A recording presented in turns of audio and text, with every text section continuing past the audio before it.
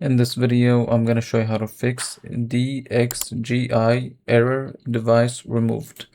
First thing you're going to do is go here and type in registry and go to registry editor.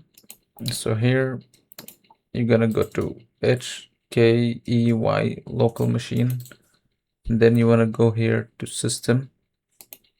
So here and then system, and then go to current control set.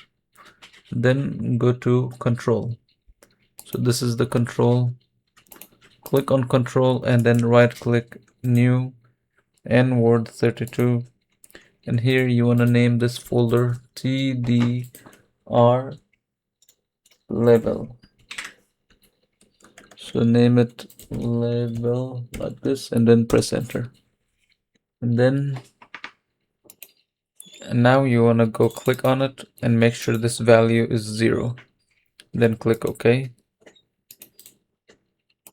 So all's left to do now is to update your driver. So if you go to device manager and here you go to display adapters and you select your display adapter, right click update the driver, browse my computer, let me pick, and here just pick a driver to update for and then click next, and this will simply update your driver.